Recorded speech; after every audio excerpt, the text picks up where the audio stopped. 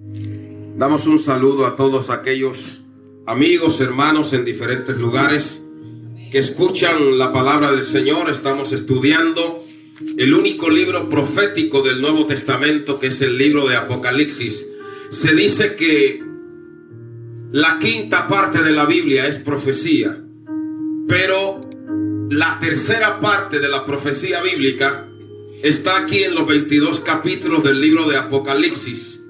Dijimos que este libro de Apocalipsis es una revelación que Dios le dio a su siervo Juan acerca de las cosas que iban a suceder pronto, le dijo el Señor. Amén. Y no se refería a que eso iba a suceder en ese día. Se refiere a que un día delante de Dios, un día para nosotros es como 1000 años delante de los ojos de Dios. Y también es un mensaje para que la iglesia esté alerta, para que los creyentes no se duerman. Eran tiempos de persecución, eran tiempos donde el imperio romano quería acabar con la iglesia. Pero el Señor le está diciendo a Juan, que estaba desterrado en la isla de Patmos. Juan estuvo 2 años desterrado en esa isla, encadenado, trabajando en las piedras de cantera, durmiendo en una cueva. Pero allá en ese lugar, el Espíritu de Dios, el Señor Jesús, se le apareció. Porque nada nos puede separar a nosotros del amor de Dios que es en Cristo Jesús. Y el Señor dijo: yo estoy con vosotros todos los días hasta el fin del mundo. ¿Cuántos pueden adorar a Dios? Aleluya. Así que nadie nos puede separar. Nos pueden desterrar a una isla inhóspita, lejana. Nos pueden encerrar en una cueva llena de leones. Nos pueden arrojar a un horno ardiendo. Nos pueden tirar a una cisterna. Pero la presencia de Dios se va a meter allí y nos va a decir: este es mi Hijo amado, en quien tengo complacencia. ¿Cuántos pueden adorar al Señor? Amén. ¿Y qué revelación le dio Dios a Juan? Le mostró la condición de las iglesias en sus días, pero escogió 7 iglesias. Mire que estas 7 iglesias son como 7 retratos, 7 fotografías de 7 condiciones espirituales que van a prevalecer hasta la venida de Cristo. La primera fue la iglesia de Éfeso, deseable, pero había perdido el primer amor. Creyentes que van a perder el primer amor, porque la palabra en Mateo dice: y por haberse multiplicado la maldad, el amor de muchos, no de pocos, de muchos se enfriará. Luego aparecía el mensaje que ya lo estudiamos, a la iglesia de Esmirna, la iglesia perseguida. Fue una iglesia, hermano, que sufrió mucho. En un solo día 1500 creyentes fueron torturados y martirizados. En otra persecución murieron 800. Era una iglesia que estaba ubicada en un lugar donde no era fácil ser fiel. Incluso, bendecido el nombre maravilloso del Señor, cuando nosotros estudiamos, nos dice la palabra que ellos iban a ser probados e iban a tener tribulación por 10 días. Se refería a 10 días terribles, pero también a los 10 periodos de las grandes persecuciones imperiales. Pero ¿qué le dijo el Señor? Sé fiel hasta la muerte, y yo te daré la corona de la vida.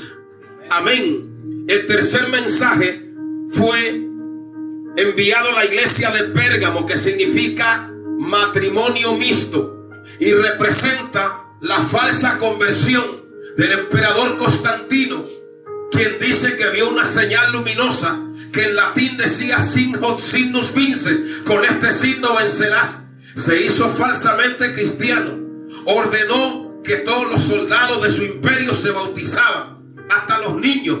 Y antes, para ser cristiano, había que convertirse, pero ahora Constantino lo convirtió en un privilegio y en una obligación. La iglesia se corrompió, se mezcló, la iglesia se paganizó. Una cantidad de herejías y de doctrinas antibíblicas empezaron a penetrar en la iglesia. Ya yo le enseñé la cantidad de engaños y de mentiras que penetraron en la iglesia. Amén. Y luego Viene el tercer mensaje, que fue a la iglesia corrupta, la iglesia de Tiatira, que significa sacrificio incansable de víctimas, y representa el ritualismo de la religión que cada día y que cada domingo le enseña a las personas que está repitiendo el sacrificio de Cristo, cuando el sacrificio de Cristo fue obrado una sola vez para siempre en la cruz del Calvario. Y dice Hebreos: y todo sacerdote está día tras día ministrando y ofreciendo diariamente los mismos sacrificios que nunca pueden quitar los pecados. Pero Cristo, habiendo ofrecido un solo sacrificio, se sentó a la diestra de Dios.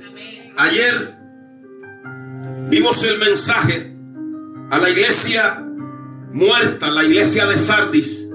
Representa la reforma, representa hombres que Dios levantó como Martín Lutero, como Felipe Melanchthon, como un monje que Dios tocó el corazón llamado Savonarola, como hombres tremendos que Dios movió para que la iglesia se despertara. Pero lamentablemente la gran mayoría de ellos permanecían como en un sepulcro, y el Señor a esa iglesia muerta le dice: tienes nombre de que vives, pero estás muerto. Dijimos que el cristiano no es un rótulo, no es un título, es una condición, un vivir enamorado las 24 horas del Rey de Reyes y Señor de Señores. ¿Cuántos pueden adorar al que vive para siempre y a su nombre?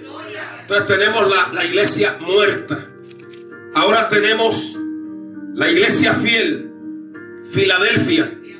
Filadelfia significa amor fraternal, y ese nombre se le puso porque el rey, el gobernante de Filadelfia, él tenía un hermano llamado Eumenes, y él lo amaba tanto que él le puso ese nombre en honor al amor que él tenía por su hermano. Amén. El que ama a su hermano. Amén. Y el Señor le dijo a esa iglesia, las dos únicas iglesias que no reciben ninguna censura son la iglesia sufrida, Esmirna, y la iglesia de Filadelfia. Era una iglesia pequeña. El Señor le dijo a la iglesia de Filadelfia, usted lo escuchó ayer, le dijo, Apocalipsis 3:7, escribe al ángel de la iglesia en Filadelfia, esto dice el santo. Ya dijimos que hay muchas personas que adoran a un montón, entre comillas, de santos, pero el único santo es Jehová de los ejércitos, el Dios verdadero, el santo, el verdadero, en griego aletinos, el que no miente, el que no engaña, el que no falla. Aleluya. El que tiene la llave de David. Él tiene el control de todas las cosas. Él cierra y nadie puede abrir. Él abre y nadie puede cerrar. Y le dijo, yo conozco tus obras. Y le dijo, he puesto una puerta delante de ti, la cual nadie te puede cerrar. Cuando tú eres fiel, las puertas que Dios te abre, no ha nacido el diablo que te las pueda cerrar. Dios te abre puertas de sanidad. Dios te abre puertas de bendición. Dios te abre puertas de gracia. Dios te abre puertas de unción. Dios te abre la puerta para que veas la palabra y la gloria de Dios. Y nadie diga, nadie la puede cerrar, porque las puertas del infierno no prevalecerán. ¿Quién vive? Y a su nombre, amén. A esa iglesia el Señor le dijo, yo entrego de la sinagoga de Satanás a los que se dicen ser judíos. Eran personas que creían que por ser judíos en la carne, ya ellos eran los dueños de Dios, de la palabra. Pero dice la palabra que no es judío el que lo es externamente, sino el que lo es de corazón. Nosotros somos de la fe de Abraham.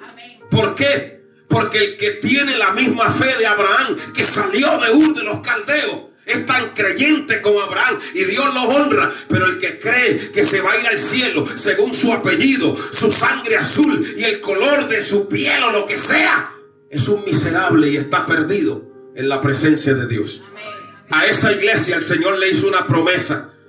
por cuanto has guardado la palabra de mi paciencia, yo también, verso 10, te guardaré de la hora de la prueba. La palabra paciencia en griego es upomone, que significa resistencia, aguante, perseverancia, firmeza. Porque para uno guardar la palabra, tiene que estar bien parado sobre la roca. ¿Cuánto le damos a Dios la gloria? Porque el diablo lo va a tratar de mover ahí, de quitar de ahí. Amén. Pero uno tiene que pararse, hermano, y decir: no me muevo de la palabra.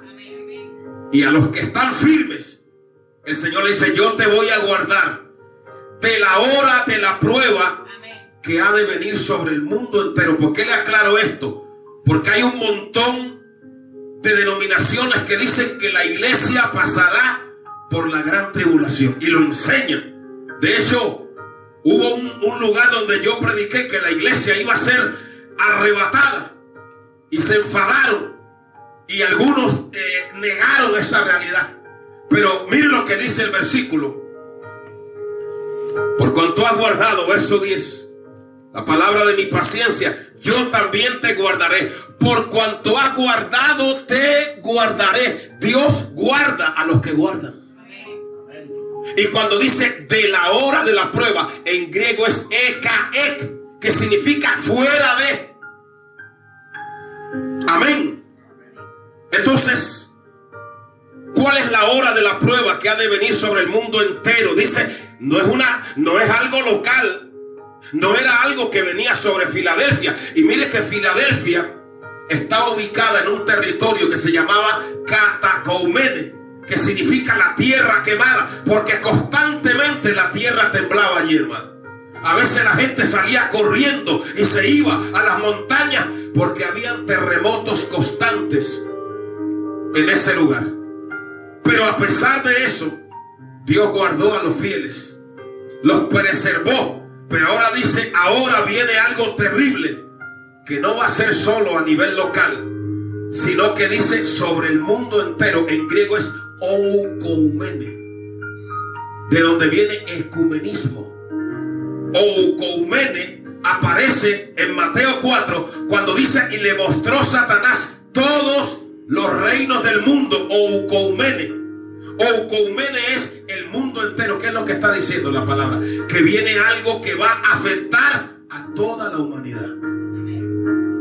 Viene lo que la palabra llama la gran tribulación, el reinado del anticristo aquí en la tierra. Amén. Entonces, antes de eso, la iglesia que ama a Cristo, la iglesia que es fiel, la iglesia que no es una denominación, sino que está compuesta por hombres fieles y mujeres que aman a Dios y toman su cruz cada día y le siguen. Esa iglesia va a ser arrebatada, así como Dios arrebató a Felipe y se lo llevó a una ciudad, así como el Señor arrebató a Pablo al tercer cielo, así como el Señor se llevó a Enoc. Iba caminando y desapareció y empezó a caminar en el cielo. Así dice la palabra.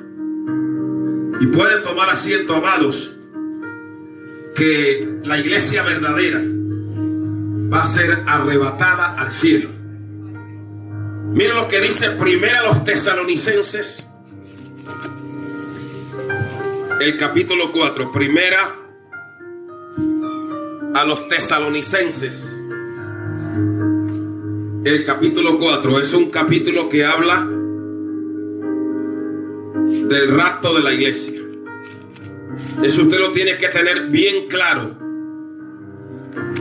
No estamos leyendo algunos versículos para tratar de administrar el tiempo, pero usted los puede leer en la casa. Lea Mateo 24, donde dice que dos van a estar moliendo en un molino, y el uno será tomado y el otro va a ser dejado. Dice que dos van a estar en el campo, el uno va a ser tomado y el otro va a ser dejado. Es más, dice que dos van a estar durmiendo en la misma cama y de repente uno va a ser arrebatado y el que no esté preparado se va a quedar. ¿Cuántos pueden darle a Dios la gloria? Y aquí en primera a los Tesalonicenses, capítulo 4, poder en el nombre de Jesús. Léanlo conmigo, amados. desde el verso 13 en adelante, en voz alta. Tampoco queremos, hermanos, que ignoréis acerca de los que duermen. ¿Quiénes eran estos que dormían? Los que habían muerto teniendo al autor de la vida en el corazón. Cuando una persona cristiana, ayer se fue el gran adorador del Señor, el hermano Jaime Murray. Él murió, pero él murió según los hombres, porque antes de morir él decía: yo sé que Dios me va a promocionar el día de mi muerte. Yo sé que él está cantando ese corito: grandes son sus maravillas, en la presencia del Señor. Entonces, cuando nosotros morimos, lo que entierran es nuestro cuerpo, pero nuestro espíritu está en la presencia de Dios. Bienaventurados los que mueren en el Señor. Cuando muere un hijo de Dios, uno llora, uno se entristece. Oiga, hermano, pero hay gozo en el cielo, porque ha entrado un vencedor. El Cristo lo recibe y le dice: en lo poco fuiste fiel, en lo mucho te pondré. Entra en el gozo de tu Señor. Uno más que perdió el diablo y uno más que ganó Cristo, aleluya, para la gloria y honra de su nombre. Entonces dice la palabra que en el rapto de la iglesia, hermano, aleluya, verso 13, los que duermen, amén, para que no os entristezcáis como los otros que no tienen esperanza, porque si creemos, 4:14, que Jesús murió y resucitó, así también traerá Dios con Jesús a los que durmieron en él. Cuando murió Lázaro, el Señor dijo: Lázaro, duerme. No dijo: está muerto, duerme. El que está durmiendo no está muerto, está en reposo. Mas voy para despertarle. La hora viene, Juan 5, cuando los que están en los sepulcros oirán la voz del Hijo del Hombre. Y los que hicieron lo bueno saldrán a resurrección de vida, y los que hicieron lo malo saldrán a resurrección de condenación. Verso 14: porque si creemos que Jesús murió y resucitó, así también traerá Dios con Jesús a los que durmieron en él. Por lo cual os decimos esto en palabra del Señor, que nosotros que vivimos, que habremos quedado hasta la venida del Señor, no precederemos a los que durmieron. Porque el Señor mismo, con voz de mando, con voz de arcángel, la palabra cuando dice con voz de mando, en griego es enkelusmatike, que no va a ser una palabrita, no, con la autoridad, como cuando él le dijo: Lázaro, levántate, y se levantó de los muertos. Cuando le damos a Dios la gloria, con voz de mando, la palabra creadora, la palabra poderosa, la palabra que abre los sepulcros, la palabra que le dio vida a usted, la palabra que lo tiene en pie, la palabra que lo ha sanado, la palabra que lo ha vivificado. Con voz de mando, él dará la palabra y se abrirán los sepulcros. Oiga, cuando le damos a Dios la gloria. Oiga, los muertos en Cristo, mi hermano, puede que haya un cementerio donde los únicos que murieron en Cristo eran 10, 15 y haya 500,000 ahí, pues esas 15 tumbas se van a abrir. Amén, gloria a Dios. Hay poder en el nombre de Jesús. Y van a resucitar como cuando el día que Jesús resucitó. Dice que habían personas que habían muerto hace años y resucitaron y se aparecieron a muchos. Yo creo que les iba a dar un infarto. ¿Cuántos pueden darle a Dios la gloria? Amén. ¿Cuántos lo creen de verdad, mi hermano? Yo lo creo en el nombre de Jesús. Amén. Los muertos en Cristo resucitarán primero. El Señor con voz de mando, con voz de arcángel, con trompeta de Dios, descenderá del cielo. Y los muertos en Cristo resucitarán primero. Luego nosotros, los que vivimos enamorados del Señor, los que vivimos fieles a la palabra, los que vivimos en la casa de Jehová día y noche, los que vivimos esperando la segunda venida de Cristo, los que vivimos agarrados de la mano del Espíritu. Amén. Los que hayamos quedado, seremos arrebatados. La palabra arrebatar es arpazo en griego, que es tomar algo rápidamente. En 1 Corintios 15 usa la palabra en un momento. ¿Y sabe a qué equivale eso? A la 11ª parte de un segundo. El rato va a ser aquí. ¿Cuántos pueden darle a Dios la gloria? Amén. En un abrir y cerrar de ojos. ¿Cuánto tarda usted en un parpadeo? Y van a haber personas que eran cristianas y van a estar conduciendo un autobús, y cuando van a mirar desapareció el conductor. Otros estarán operando en algún hospital y de repente desapareció el cirujano. Otros van a estar llevando un avión, desapareció el que llevaba el avión. Desapareció el que estaba enseñando en un aula, porque la persona que ama a Dios, aunque está haciendo sus labores, está caminando en el Espíritu, está adorando a Dios, está en comunión con Dios, porque nada nos puede separar de la presencia de Dios. Amén. Ser cristiano no es estar encerrado en un armario, es caminar como Enoc en comunión con Dios. Amén. Poder en el nombre de Jesús. Amén. ¿Quién vive? Y a su nombre sea la gloria. Entonces, y usted me dirá, pero si el que llevaba el avión y ocurrió el rapto de la iglesia era un cristiano, se cae el avión. No se preocupe, que Dios va a tomar el control de todo. Y Él es piloto también. Y Él va a hacer que el avión aterrice. Eso va a ser una señal. Y la CNN y las grandes cadenas internacionales, los medios de comunicación, diciendo algo extraño ha ocurrido. Hace años unos científicos dijeron que se estaba acercando una masa a la Tierra, una especie de asteroide, y le llamaron Hercólogos, y que iba a acercarse con una fuerza, y que la fuerza iba a ser tan terrible que iba a absorber o a levantar a muchos, a miles, o tal vez a millones. Ya el enemigo está preparando el terreno para que cuando desaparezcan esos millones, hermanos, esos miles, esos pentecostales de huesos colorados, esos que alababan a Dios, esos que decían amén, esos que decían Cristo vive, a su nombre gloria, esos que perseveraban, la gente va a decir, pero ¿qué ha pasado? ¿Qué ha ocurrido? Y se va a reunir un comité de ciencia y va a atribuirlo a seres extraterrestres. Amén. O algo extraño. Pero nosotros sabemos qué es lo que ha ocurrido. Que Jesús vino a levantar a su iglesia. Que Dios nos ayude a ser fieles, hermanos, a caminar rectamente, a no dejarnos vencer por el diablo, por nada, hermano, a caminar de la mano del Señor Jesucristo. ¿Cuántos pueden darle un aplauso al Rey de Gloria en esta mañana? Den un aplauso al Señor y adórenle. Dígale, ayúdame a ser fiel, Señor, que no me aparte ni a diestra ni a siniestra.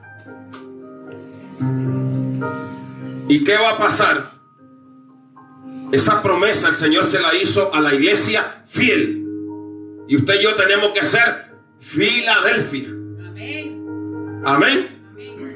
Ahora hay otro mensaje, vamos a avanzar. A Filadelfia el Señor le hace 4 promesas. Volvemos ahí a Apocalipsis, a esa iglesia fiel, esa iglesia enamorada del Espíritu, esa iglesia llena de la gloria de Dios.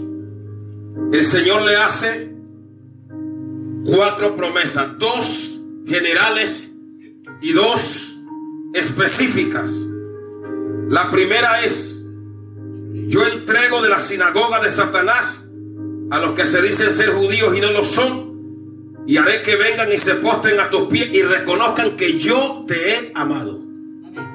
Amán terminó postrado a los pies de Mardoqueo. Los hermanos de José, que lo vendieron, que lo difamaron, terminaron postrados reconociendo que Jehová estaba con José. Amén. La segunda promesa: yo te guardaré la hora de la prueba que ha de venir sobre el mundo entero para probar a los que moran sobre la tierra. La tercera, verso 12: al que venciere, yo le haré columna en el templo de mi Dios.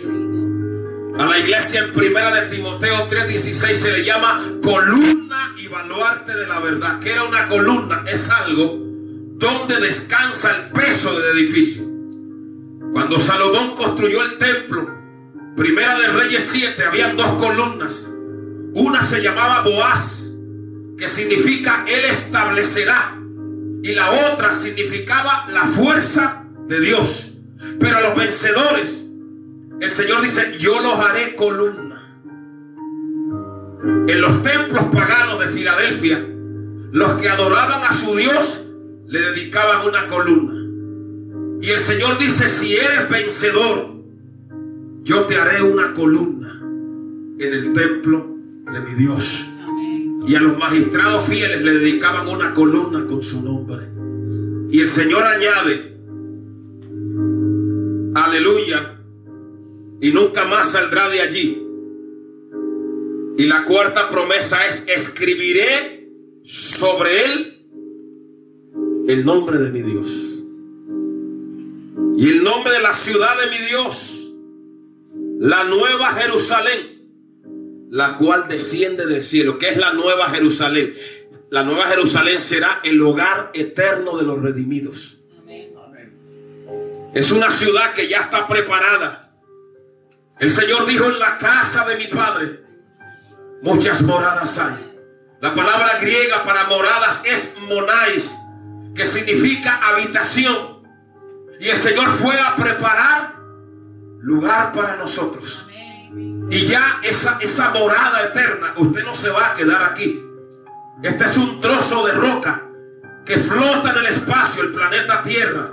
Y hay otros planetas: Mercurio, Venus, Júpiter. Pero Dios no nos va a llevar a Marte.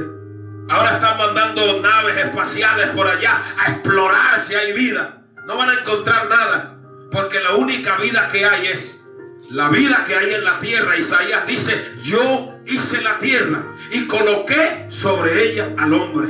Pero hay otra vida que no se puede ver con telescopios, que no se puede ver con detectores de alta resolución, que solamente la pueden ver los que andan en el espíritu y tienen el discernimiento. Hay millones de ángeles buenos, pero hay millones de ángeles malos, que la palabra llama a los demonios, que el Señor los reprenda, tratando de apartar, de endurecer, de cegar a los que no conocen a Dios. Amén. Y entonces, bendecido el nombre maravilloso del Señor. ¿Cuál va a ser el hogar suyo, el eterno? Se llama la nueva Jerusalén. Dice que Juan la vio en Apocalipsis descender del cielo, adornada como una esposa ya dispuesta para su marido. Ahí usted va a vivir. Ahí voy a vivir yo. Ahí vamos a vivir nosotros si nos mantenemos fieles. Y usted me dirá: pero pastor, si el hogar eterno de los fieles va a ser la nueva Jerusalén, ¿cuál va a ser el hogar eterno de los Hitler, de los Jack el Destripador, de los Caín, de los Judas? El lago de fuego. Ese será el hogar eterno de aquellos que nunca tuvieron, de los Chávez, de los que blasfemaron de Dios y jamás tuvieron tiempo para Dios, porque ellos mismos se creían dioses. ¿Cuántos pueden bendecir al Señor? Amén.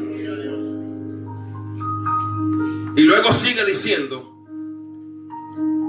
y escribiré el nombre de la ciudad de mi Dios. Usted no ve que cuando Cristo evangelizaba y salvaba a alguien, le cambiaba el nombre. Amén. Hay un nombre especial para cada uno de nosotros, de acuerdo a ese estado de eternidad donde vamos a estar. Y dice la palabra: el que tiene oído, oiga lo que el Espíritu dice a las iglesias. Ahora continuamos con el mensaje más severo que el Señor pronunció de los 7. Y fue a la iglesia tibia, a la iglesia de Laodicea. Laodicea significa los derechos de la gente, los derechos del pueblo. Usted ve que no hay ninguna alabanza a la iglesia de Laodicea. Y Laodicea representa a los creyentes tibios que van a proliferar en los últimos tiempos, que no van a ser ni chicha ni limonada. Amén. Que no van a ser fríos, pero tampoco van a estar calientes. Tibios, intermedios, indefinidos. Y dice el Señor, y escribe al ángel de la iglesia en Laodicea: He aquí el amén. Aquí Cristo utiliza varios títulos para referirse a sí mismo. Aquí Él se llama el amén. La palabra amén significa lo que está firme. Cuando yo digo amén, digo está firme, así sea, está confirmado. ¿Qué dice la palabra en 2 Corintios 2? Que todas las promesas en Dios son en Él sí y en Él amén. El amén, aquel en el cual todas las promesas de Dios se afirman y se cumplen. Otro título, el testigo fiel. Un testigo es alguien que ha visto algo de primera mano. ¿Por qué se le llama a él el testigo fiel? Porque él fue fiel hasta la muerte. La palabra testigo en griego es martur, de donde viene mártir. Y él dio testimonio con su vida de su fidelidad hasta la cruz y la muerte. Y luego sigue diciendo otro título más. Bendito sea el nombre del Señor. El testigo fiel y verdadero. Ya yo expliqué lo que significa verdadero. Aletinos en griego, que no miente, que no puede falsear.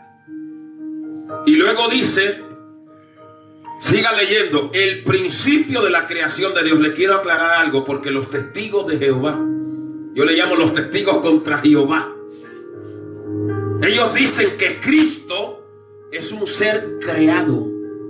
Y la prueba en donde ellos se agarran, por eso usted tiene que conocer la palabra, porque es que hasta el diablo se sabe la Biblia. Usted no ha leído en Mateo 4 que el diablo empezó a citarle Biblia a Jesucristo. Y si usted no está claro, lo engañan con la propia palabra.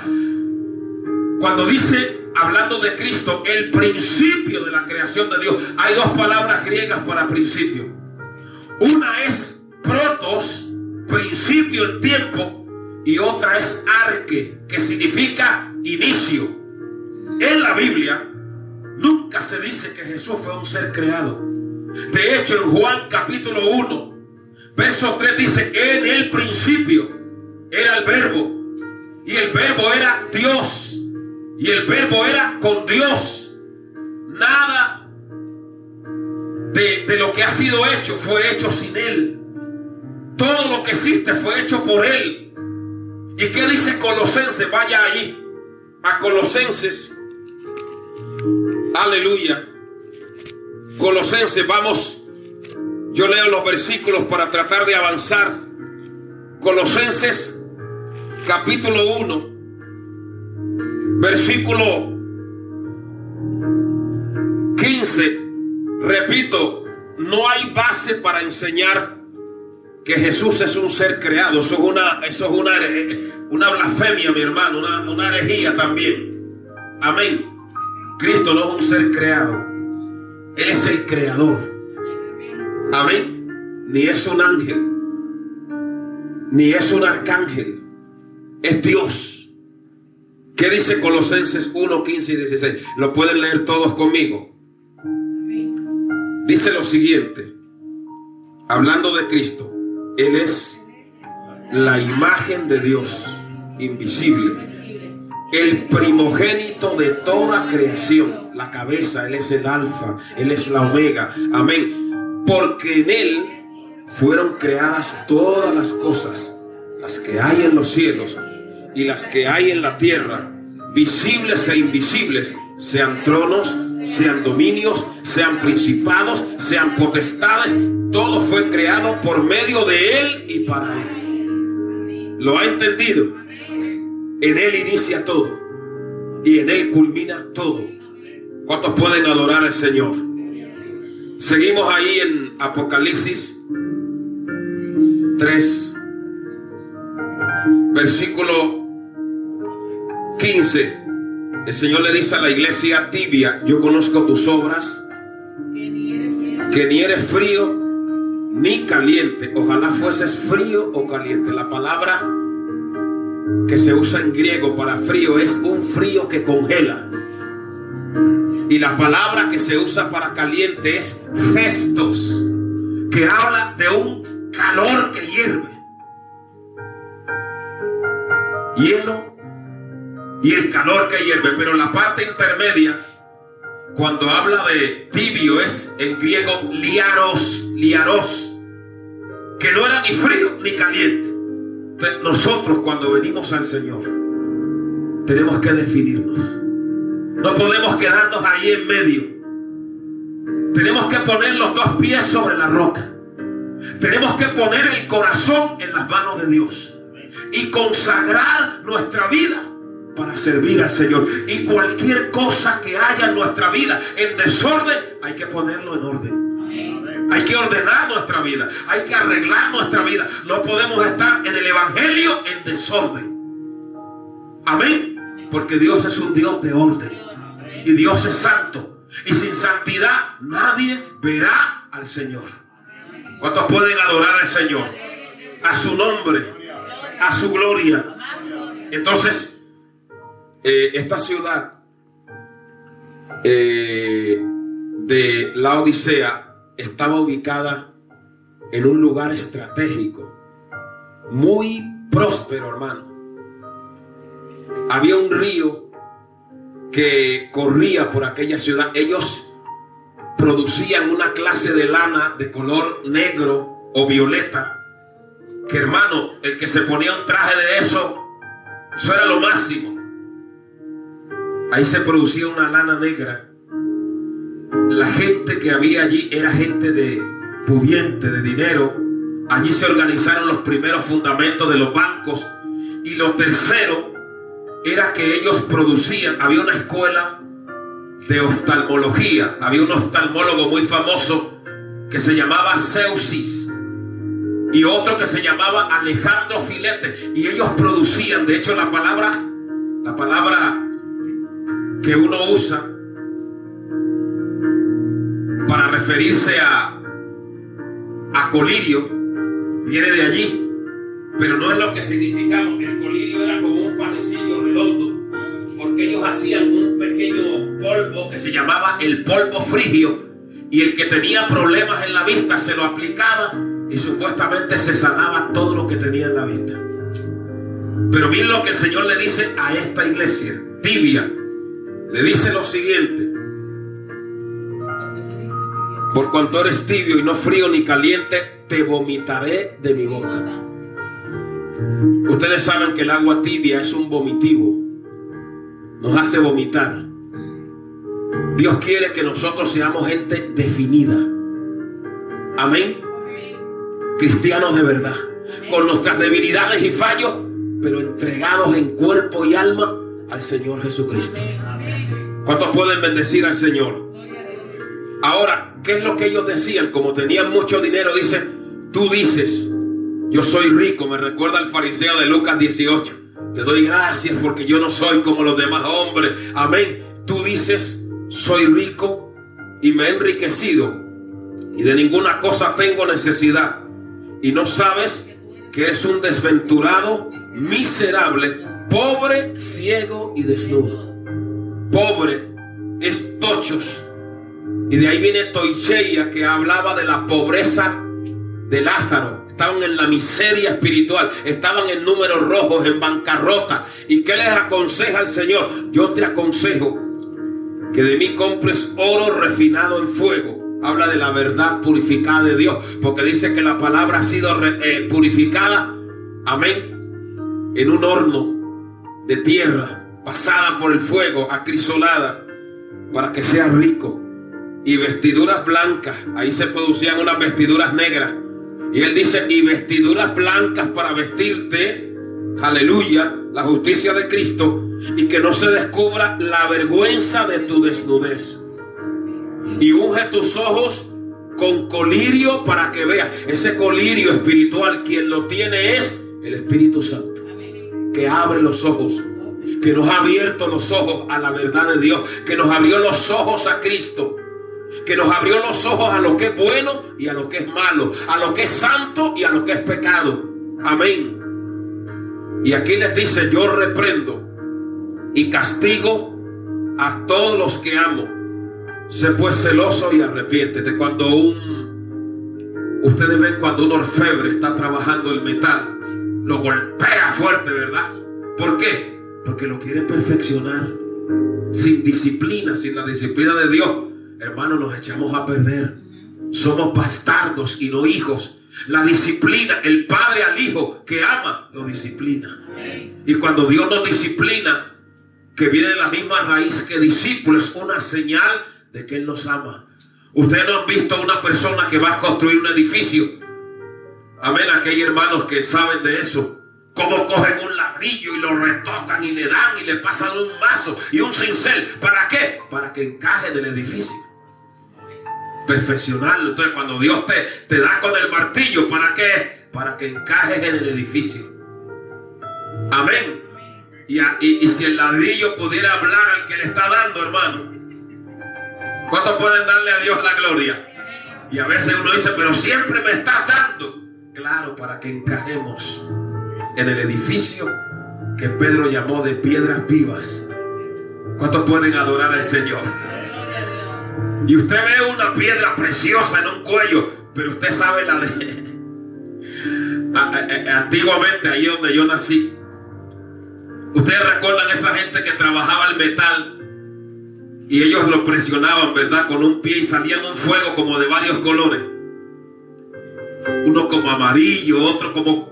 Ese que salía color azulado era el más intenso, y ese se le daba al final al anillo o a la pieza para purificarlo y perfeccionarlo. Entonces Dios nos dice que a los que tenemos fe, Él nos purifica como con el fuego.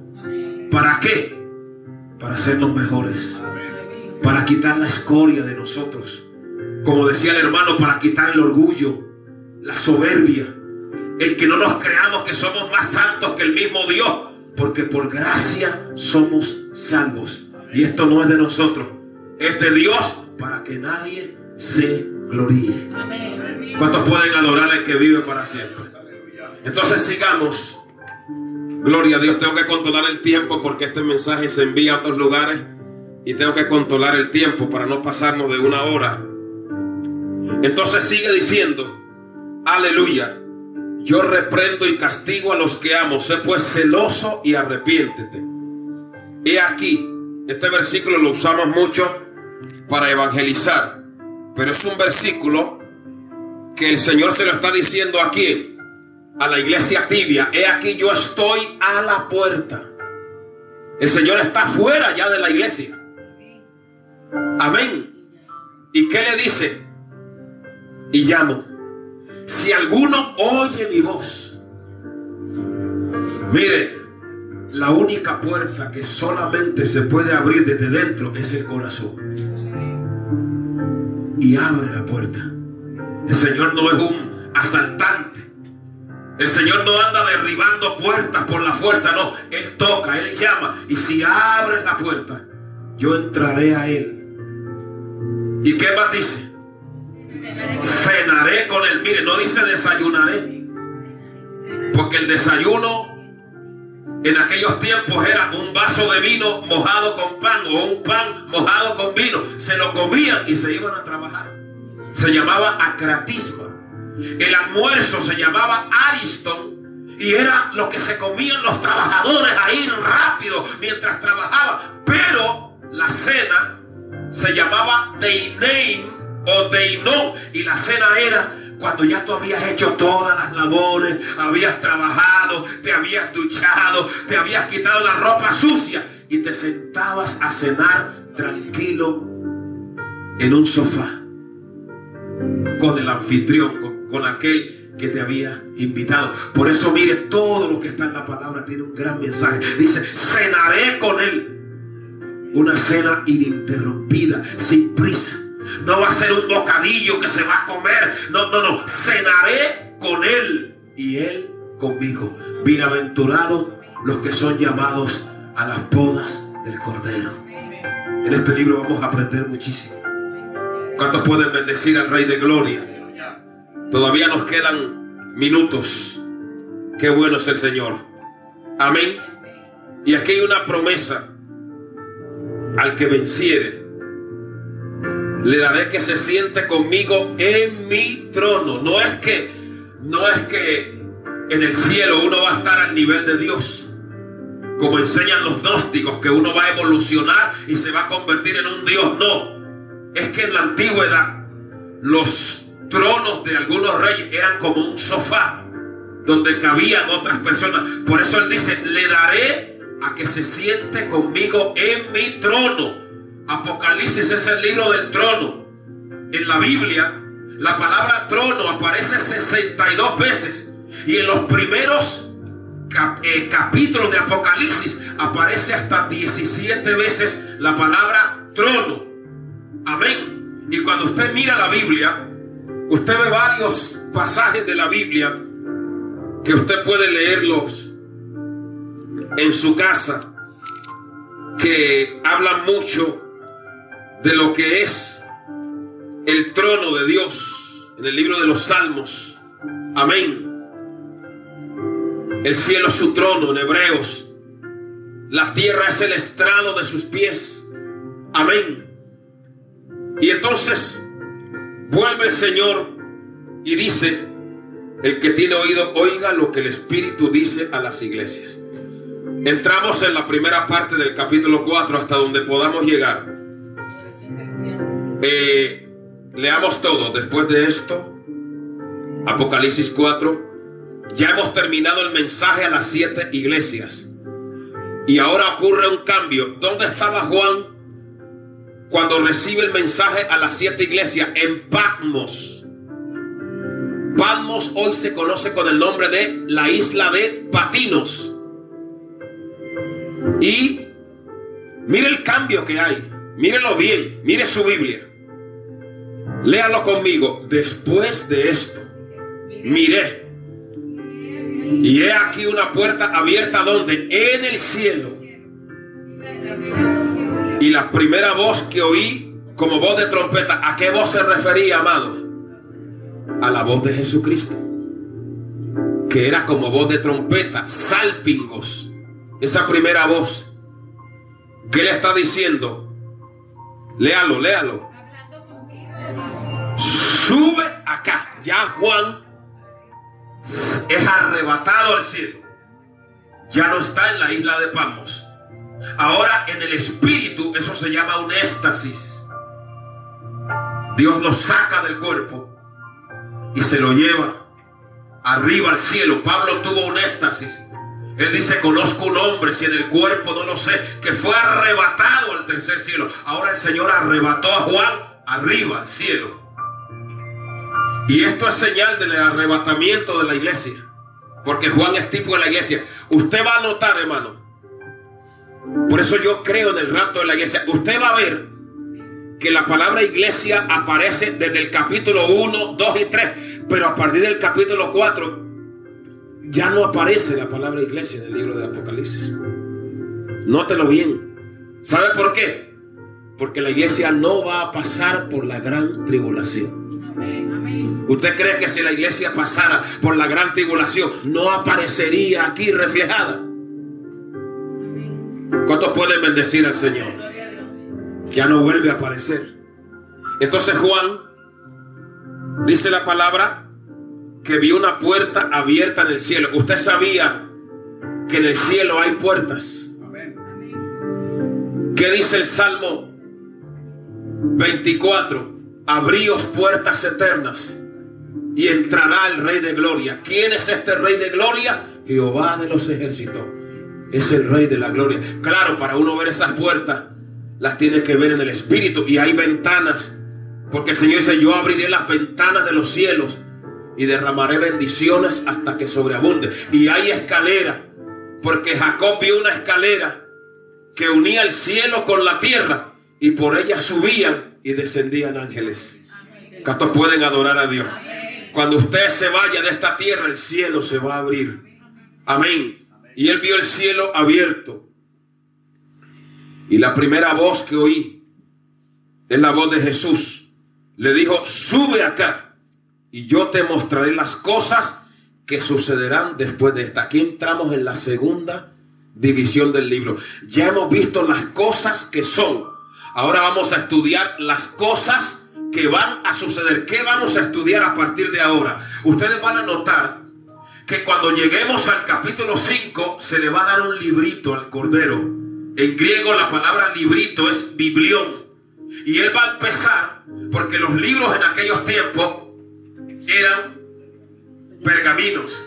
Entonces se enrollaban y se sellaban con una cuerda. Y él, cuando una persona dejaba un testamento, lo tenían que abrir delante de 7 testigos y le ponían 7 sellos. Ese librito es, como por así decirlo, el testamento de Dios para la humanidad.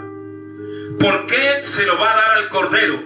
Porque Él, a través de su sangre, es el heredero. Nosotros, dice la palabra, que somos coherederos con Cristo. ¿Lo está entendiendo?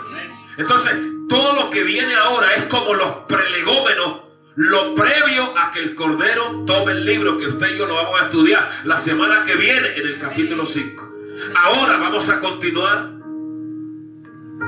Nos quedan casi 9 minutos. Vamos a echar estos 9 minutos. Dice la palabra que le iba a mostrar las cosas que sucederán después de esta. Verso 2. Y al instante yo estaba en el Espíritu. Qué lindo es que cuando uno vive en el Espíritu. Por eso dice, andad en el Espíritu y no satisfagáis los deseos de la carne. Cuando uno vive en el Espíritu, uno ve y percibe cosas que otros no ven ni perciben. Amén. Y aquí un trono establecido en el cielo. Ya le dije que si hay una palabra que se destaca en Apocalipsis, es el trono, porque el trono habla de autoridad, de dominio. Y uno sentado. El aspecto del que estaba sentado era semejante a piedra de jaspe. Ustedes van a ver que la misma visión que tiene Juan fue la que tuvo el profeta Ezequiel. Vamos rápido a Ezequiel capítulo 1. Ahora volvemos. Dele hacia atrás. Libro de Ezequiel. Aleluya. Ezequiel capítulo 1. Bendecido el que vive por los siglos de los siglos. Ezequiel capítulo 1. Versículo 27. Y vi apariencia como de... vamos a leer desde el 26. Y sobre la expansión que había sobre sus cabezas se veía la figura de un trono que parecía de piedra de zafiro. Y sobre la figura del trono había una semejanza que parecía de hombre sentado en él. Juan ve uno que tenía como semejanza de hombre, pero Ezequiel, pero Juan no lo describe con semejanza de un hombre, porque hermano, Dios es indescriptible. Es un ser tan glorioso que no se puede describir. Juan lo describió como su apariencia, como de piedras preciosas, aleluya. Y entonces, volviendo a Apocalipsis, dice que era semejante a piedra de jaspe. La piedra de jaspe es una piedra translúcida, transparente, de color amarillo claro. Eso habla de su gloria, su transparencia, su pureza, su majestad. Luego dice de cornalina. La cornalina era una piedra de color rojizo. Amén. Y nos está hablando en este caso de ira, de juicio. Y lo tercero, que van a venir juicios a partir de los capítulos que vamos a estudiar. Y había alrededor del trono un arco iris. Ustedes recuerdan el arco iris que aparece por primera vez en Génesis capítulo 9. Amén. ¿Y qué le dijo Dios? Ustedes ven que el arco iris, ¿cuántos colores tiene? 7 colores. Número de plenitud y de perfección. Pero este arco iris era completo, cubriéndolo todo, porque el arco iris nos está hablando de ¿qué? De misericordia.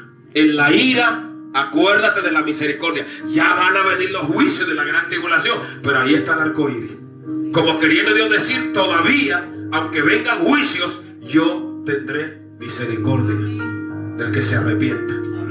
Amén. Y sigue diciendo que era semejante a la esmeralda, color verde, el color de la esperanza, de la misericordia. Y alrededor del trono había 24 tronos. Y vi sentados. ¿Ve usted cuántas veces se repite la palabra trono en el Apocalipsis? Amén. Y vi sentados en los tronos a 24 ancianos. ¿Quiénes son esos 24 ancianos?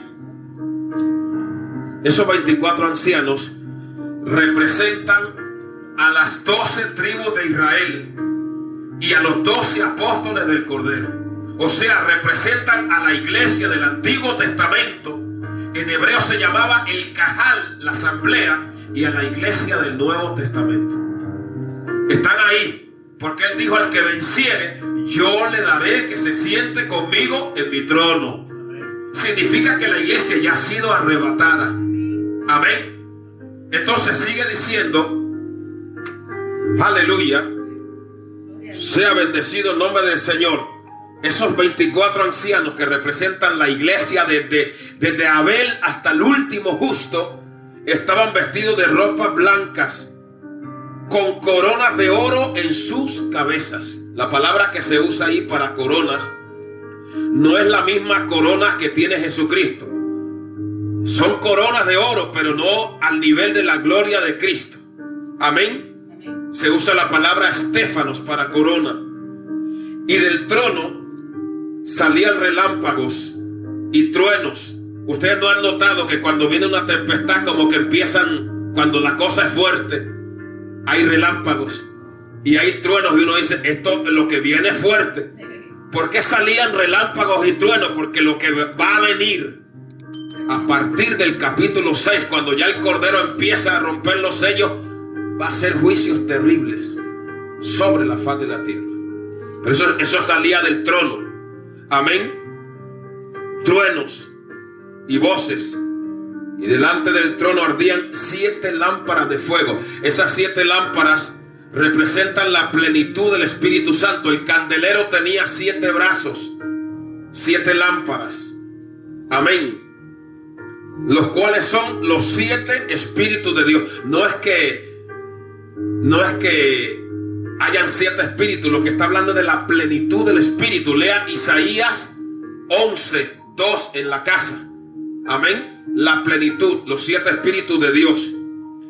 Y delante del trono había como un mar de vidrio, semejante al cristal.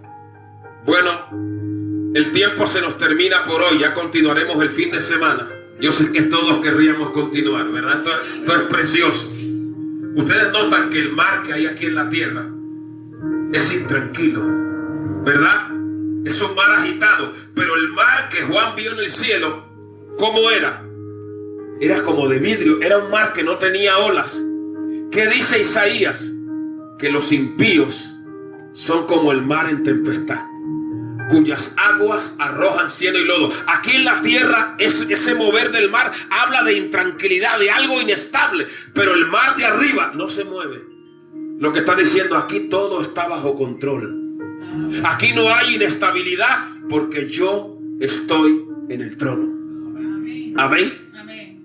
Qué bueno, hermano, que usted y yo, si somos fieles, vamos un día a ver con nuestros ojos lo que vio el profeta del Apocalipsis. Que Dios nos ayude, y continuaremos con la ayuda de Dios el próximo sábado y el domingo también. Póngase de pie. Tenemos que estudiar el horario, porque no nos da. Aleluya. Porque es que este mensaje se envía a otras personas y en una hora lo puedo mandar. Por eso no me extiendo más. Amén. Pero seguiremos. Vamos a orar. Cierre los ojos, levante esas manos. Padre, te adoramos y te bendecimos, te damos la gloria. Señor, ayúdanos a ser tenidos por dignos. Quita de nosotros toda tibieza, toda mortandad, cualquier pecado. Señor, lávanos, Señor, purifícanos. Que podamos ser arrebatados contigo si a ti te placiere. Señor, fortalece nuestras manos en este día. Sana toda enfermedad. Llévate toda dolencia, Padre. Señor, levanta al caído. Señor, vivifica al que está muerto en esta mañana, y que reciba una doble porción en el nombre poderoso de Jesús. Aliéntanos, Señor. Consuélanos. Levántanos, Espíritu Santo. Danos una victoria poderosa en este lugar, y que muchas almas sean alcanzadas antes que suene la trompeta y tu iglesia sea arrebatada en el cielo.